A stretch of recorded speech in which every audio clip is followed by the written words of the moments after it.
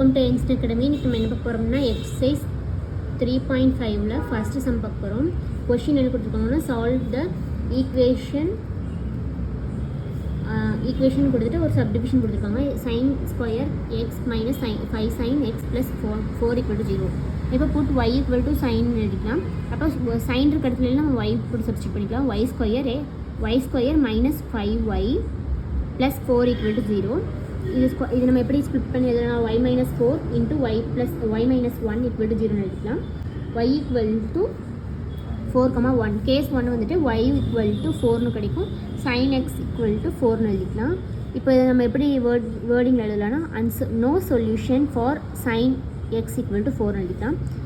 Since the range the sine function is -1 to +1 அப்படிங்கிறது கொடுத்துருக்காங்க. Case 2 பார்க்கலாம். When y equal to 1 sin x equal to 1 எடுத்தோம்னா sin x equal to sin π/2 கிடைக்கும். π/2ஓட value வந்துட்டு 1.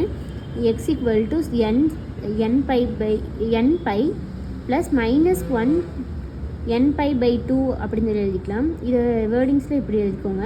இது must எழுதணும். For all n belongs to z x equal to 2n + π n/2 is solution அப்படின்னு எழுதிக்கோங்க.